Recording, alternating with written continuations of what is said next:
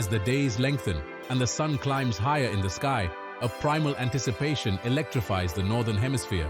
It is the approach of midsummer, a celebration of the summer solstice, the longest day of the year. Falling on or near June 21st, midsummer marks a pivotal point in the Earth's journey around the sun, a moment when the northern half of our planet basks in the most direct sunlight. More than just a date on the calendar, midsummer embodies the zenith of summer, a time when nature bursts forth with vibrant life and the warmth of the sun seems to permeate every corner of existence. This ancient festival, with roots that stretch back centuries, is a testament to humanity's profound connection with the cycles of nature. Long before the advent of calendars and clocks, our ancestors observed the sun's movements, recognizing its vital role in their lives. Midsummer, with its extended daylight hours, held a special significance, signifying a time of abundance, fertility, and the triumph of light over darkness.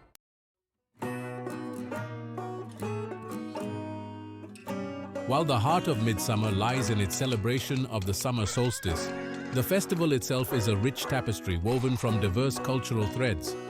In many European countries, particularly within the Nordic region, midsummer holds a place of paramount importance, deeply entwined with folklore, music, dance, and communal feasting.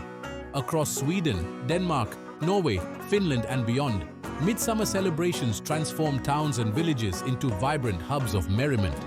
The air buzzes with anticipation as communities come together to erect towering maypoles adorned with flowers, ribbons, and leafy greens, symbols of fertility and the burgeoning life of the season. Traditional dances, often accompanied by lively folk music, draw participants and onlookers alike into a joyous celebration of summer's vibrant energy.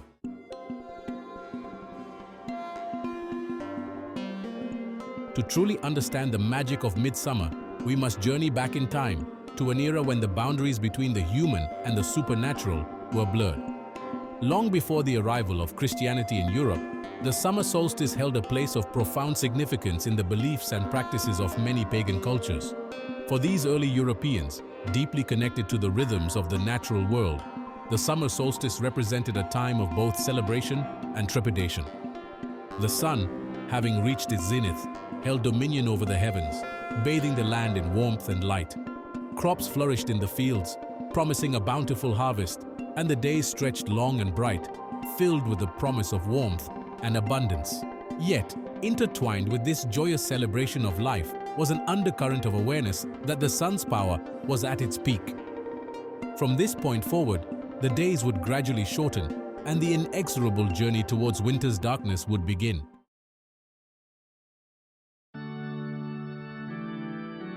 As Christianity spread throughout Europe, supplanting older belief systems, many pagan festivals were absorbed into the Christian calendar, their dates often coinciding with significant events in the Christian narrative.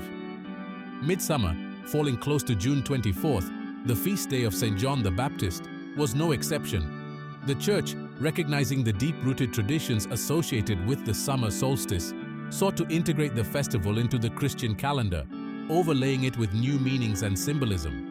St. John the Baptist, a key figure in Christian tradition, was known for his role as the forerunner of Jesus, baptizing him in the River Jordan. His birth, celebrated on June 24th, coincided with the waning days of the summer solstice, a time when the sun's power began its gradual decline. This juxtaposition of light and darkness, of the sun's zenith and its subsequent descent, resonated with the story of John the Baptist, who proclaimed the coming of Christ, the light of the world.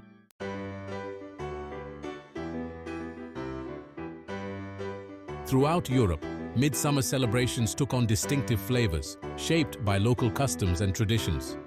Yet amidst this diversity, certain common threads emerged, weaving a tapestry of shared heritage.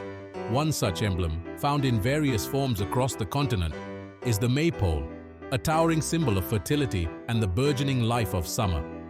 Typically erected in a central location, such as a village square or a communal green, the Maypole served as a focal point for midsummer festivities.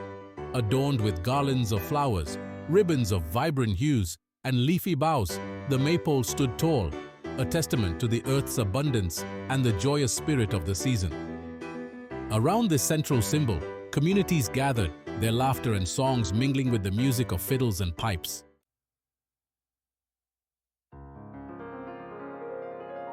In the heart of Scandinavia, where the summer sun dips low on the horizon but never fully surrenders to night, midsummer celebrations take on a particularly magical quality. Across Sweden, Denmark, Norway, and Finland, the longest day of the year is a time for revelry and tradition, a moment when ancient customs blend seamlessly with modern life. In Sweden, midsummer, or midsummer as it is known in Swedish, is a cherished holiday, a time when families and friends gather to celebrate the warmth of summer and the enduring beauty of their natural heritage. From bustling cities to remote villages, the air buzzes with anticipation as the day approaches, and preparations for the festivities begin weeks in advance. Central to the Swedish midsummer celebration is the midsommar or Maypole, a towering symbol of fertility and good fortune. Often erected in a public square or a communal green, the Maypole, adorned with flowers, leafy boughs, and brightly colored ribbons, becomes a focal point for the day's festivities.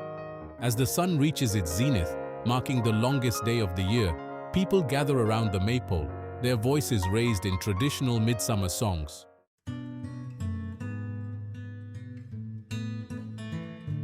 While midsummer celebrations in Scandinavia are renowned for their vibrant energy and deep-rooted traditions, echoes of this ancient festival can be found throughout Europe, each region adding its own unique flavor to the celebration of the summer solstice.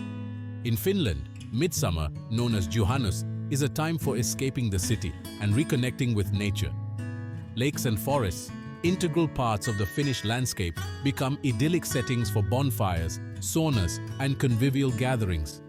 The scent of grilling sausages, known as makara, mingles with the smoke from birch bark bonfires, creating an atmosphere of rustic charm. Across the Baltic Sea, in Estonia, Latvia, and Lithuania, midsummer celebrations, known as Janiotu, Ligosvetki, and Jonines respectively, share a common thread of fire and folklore. Bonfires, blazing brightly against the twilight sky, are believed to ward off evil spirits and bring good luck for the coming year.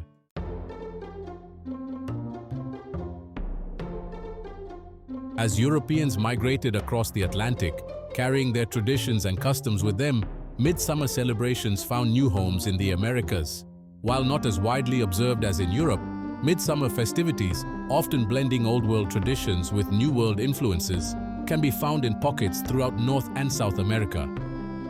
In the United States, midsummer celebrations are particularly prevalent in areas with strong Scandinavian heritage, such as Minnesota, Wisconsin, and the Upper Peninsula of Michigan. Here, communities gather for Maypole dances, traditional foods like pickled herring and Swedish meatballs, and bonfires that light up the night sky. Further south in Brazil, midsummer celebrations, known as Festa Junina, blend European traditions with indigenous and African influences.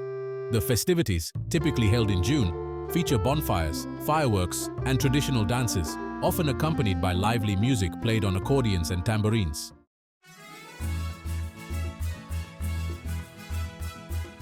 From the fiery bonfires of Scandinavia to the flower-crowned processions of Eastern Europe, midsummer celebrations around the world reflect the enduring human desire to connect with nature's rhythms and celebrate the Earth's bounty. While the specific customs and traditions may vary from region to region, the underlying spirit of midsummer remains remarkably consistent, a testament to the universal appeal of this ancient festival. At its heart, midsummer is a celebration of light, life, and the triumph of hope over darkness. It is a time for communities to come together, to revel in the warmth of summer, and to honor the traditions that have been passed down through generations. Whether observed with the raucous energy of a Scandinavian dance party or the quiet contemplation of a solitary walk in nature, midsummer offers a moment to pause, reflect, and appreciate the simple joys of being alive.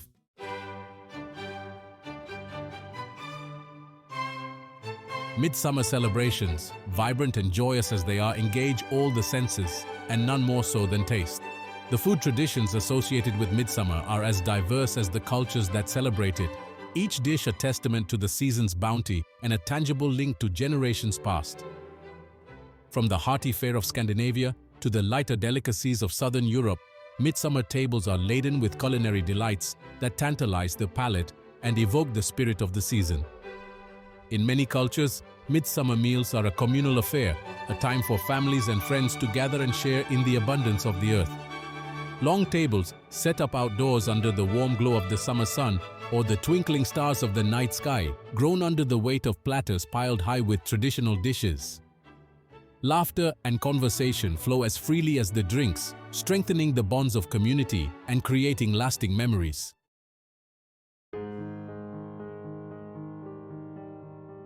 In Sweden, no midsummer celebration is complete without herring, a humble fish that has graced Scandinavian tables for centuries. Served in a myriad of ways, pickled, marinated, fried, or baked, herring is a testament to the ingenuity of generations past who developed innovative methods of preserving this abundant and nutritious fish. The herring's prominence in midsummer celebrations is deeply rooted in Sweden's history and geography. With its long coastline and numerous lakes, Sweden has long had a close relationship with the sea, and herring, a plentiful and readily available source of protein, has played a vital role in the Swedish diet for centuries. During the long winter months, when fresh food was scarce, preserved herring provided essential sustenance, a reminder of the sea's bounty even in the depths of winter.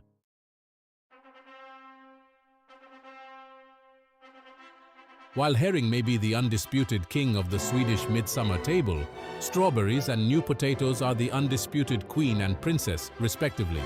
These seasonal delicacies, arriving at their peak of perfection just in time for the midsummer celebrations, symbolize the earth's abundance and the promise of a bountiful harvest. Strawberries, with their vibrant red hue and juicy sweetness, are a quintessential taste of summer. In Sweden, where the short growing season makes every sun-kissed berry a treasure, strawberries are a special treat, eagerly anticipated and savored with delight. At midsummer, they are often served with whipped cream or vanilla custard, their sweetness enhanced by the cool, creamy accompaniment. New potatoes, small and tender, their skins thin and delicate, are another midsummer staple. Boiled until just tender and served with melted butter and fresh dill, their earthy flavor perfectly complements the richness of the herring and the sweetness of the strawberries.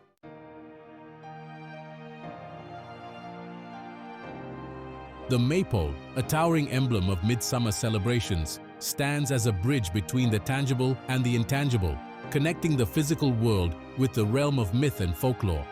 Its roots run deep into the soil of ancient beliefs, where nature's cycles held a mystical significance and trees were revered as sacred entities, imbued with spirits and magical powers. As Christianity spread throughout Europe, the Maypole, like many pagan symbols, underwent a process of reinterpretation and assimilation. Its association with fertility and the life-giving forces of nature, while not entirely extinguished, was tempered by Christian symbolism. The Maypole, once a focal point for pagan rituals, became a symbol of community and celebration, its presence marking a time for joyous gatherings and the strengthening of social bonds. Yet, despite its integration into Christian tradition, the Maypole retains an aura of ancient mystery, a whisper of its pagan past.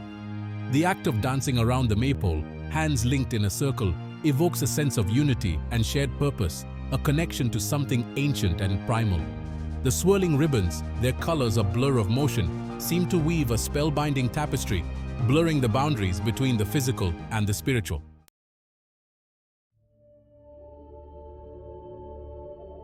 Midsummer wreaths, meticulously crafted from an abundance of summer blooms and verdant foliage, are more than mere decorations. They are tangible expressions of the season's beauty, imbued with symbolism and folklore, and worn as talismans of good luck, protection, and the promise of love. The act of creating a midsummer wreath is itself a ritual, a mindful connection with nature's bounty.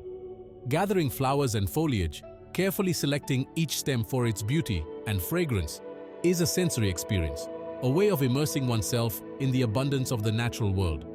As fingers deftly weave the stems together, transforming individual elements into a harmonious whole, the wreath takes on a life of its own, becoming a symbol of creativity, transformation, and the cyclical nature of life.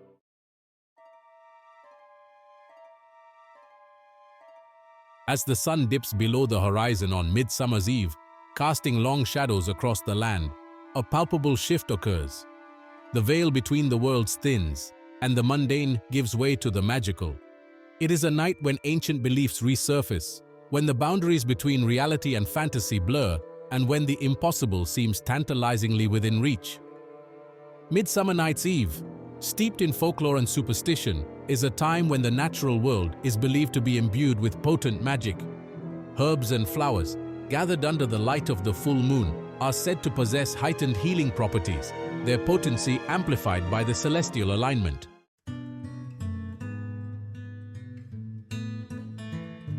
As the embers of midsummer bonfires fade and the echoes of laughter and song disperse on the summer breeze, we are left with a lingering sense of magic, a reminder of the ancient rhythms that connect us to the natural world. Midsummer, a festival that has endured for centuries, continues to captivate our hearts and imaginations, its appeal transcending cultural boundaries and resonating with something deep within the human spirit.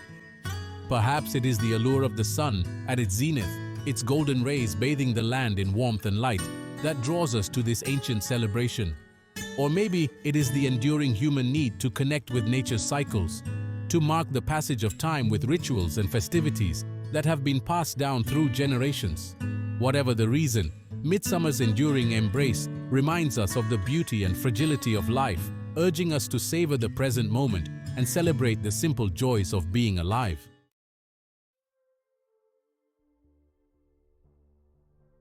Midsummer celebrations, while rooted in ancient traditions, are far from static. Like the cultures that celebrate them, they have evolved over time, adapting to changing social norms and incorporating new influences while retaining their essential character. This ability to embrace change while honoring the past is a testament to the resilience and adaptability of human culture.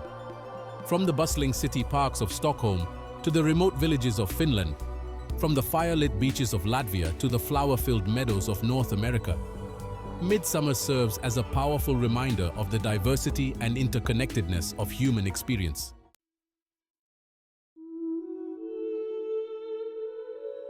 As the summer solstice passes and the days gradually begin their slow descent towards autumn, the spirit of midsummer lingers, a reminder of the cyclical nature of life, death, and rebirth. The bonfires may have burned out, the maypoles may have been taken down, and the echoes of laughter and song may have faded into silence. But the memories forged during these magical celebrations remain, sustaining us through the darker months ahead. Midsummer, at its core, is a celebration of hope. It is a time to revel in the abundance of nature, to give thanks for the gifts of the earth, and to embrace the promise of a bountiful harvest. It is a reminder that even in the darkest of times, light will always return, life will find a way,